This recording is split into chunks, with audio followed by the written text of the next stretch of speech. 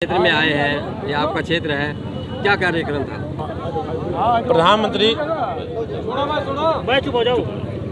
प्रधानमंत्री ग्राम सड़क योजना के अंतर्गत जिन सड़कों का निर्माण हो चुका है वो लगभग 13 सड़कें थी और बहुत लंबी सड़कें थी।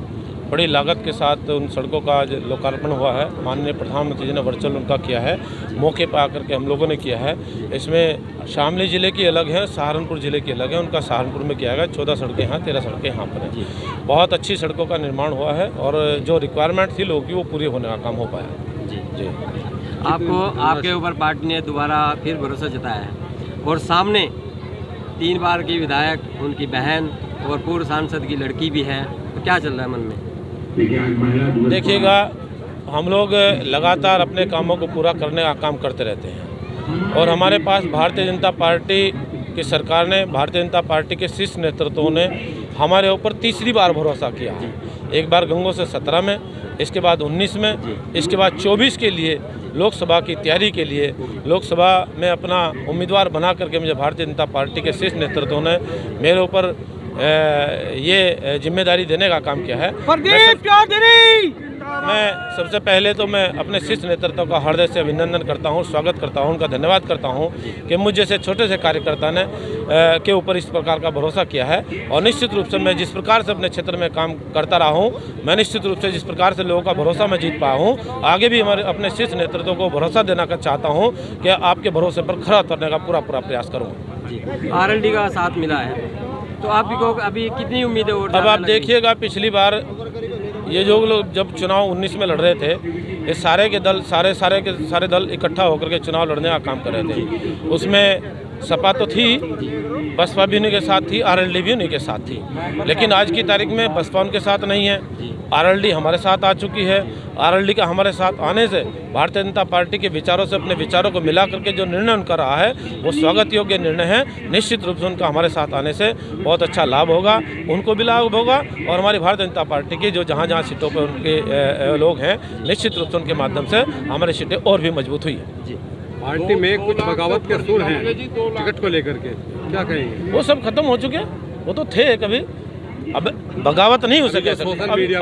अभी मैं जो कहना चाह रहा हूँ वो बगावत नहीं उसे कह सकते हैं। उसमें देखो, सबसे बड़ी पार्टी है, देश की सबसे बड़ी, विश्व की सबसे बड़ी पार्टी है। जब बड़ी पार्टी होती है, दावा करने वाले लोगों की संख्या भी ज़्यादा होती है। स्वाभाविक रूप से पार्टी के निर्णय लेने से पहले कुछ लोगों की दावेदारी थी, वो दावेदारी रही है।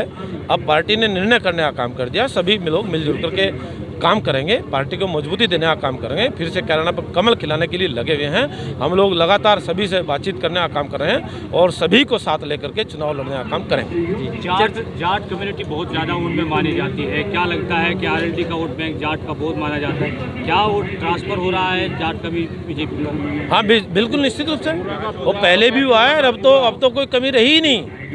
अब तो कोई कमी नहीं रही।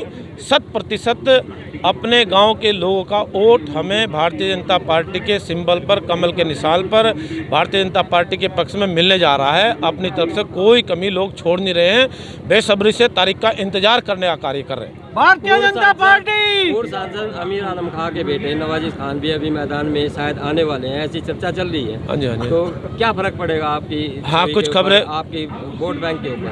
नहीं, हमारे ऊपर तो कोई फर्क पड़ने वाला नहीं है। ये तो जहाँ फर्क पड़ने वाला आपको अच्छी तरह मालूम है, हमारे ऊपर कोई फर्क पड़ने वाला नहीं है।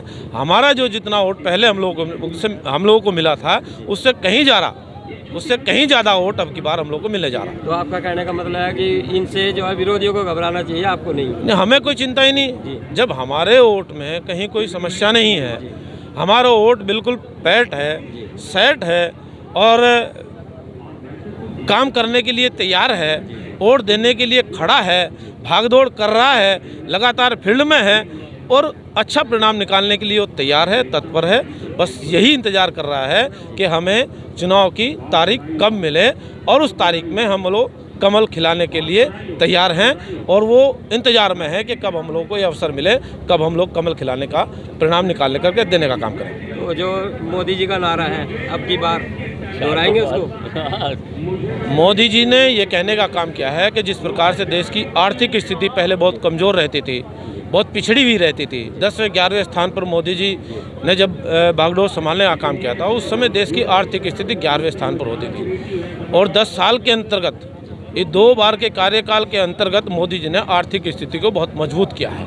आज की तारीख में हमारे देश की आर्थिक स्थिति 5वें स्थान पर आई है। और आगे का लक्ष्य, अगले 5 सालों का लक्ष्य मोदी जी ने निर्धारित करने का काम किया है। हम अपने देश की आर्थिक स्थिति को और भी मजबूत करने का काम करेंगे। इसके अलावा बहुत बड़े बड़े निर्णय हुए। देश की सरकार ने ऐसे ऐसे फैसले किए, ऐसी ऐसी योजनाएं दी जिनका लोगों को सीधा लाभ हुआ है। अंतिम छोर तक बैठने वाले व्यक्ति तक योजना पहुंची है और बड़े बड़े काम हुए, बड़े बड़े निर्णय हुए हैं। और ये लोगों के मन में आज घर किए हुए हैं। लोगों के मन खुश हैं और खुश होने के नाते मोदी जी ने ये भी कहने का काम किया है, जो 2 बार के कार्यकाल में जो निर्णय हुए वो तो देश के लिए समर्पित हैं, लेकिन आगे का जो कार्यकाल होगा, इस अगले कार्यकाल को भी देश के लिए बड़े निर्णयों के लिए जाना जाएगा। अगला जो कार्यकाल होगा देश के बड़े निर्णयों के लिए कार्यकाल होगा, उसके लिए देश के लोगों को फिर से मोदी जी को देश की गद्दी पर बैठाना ही होगा।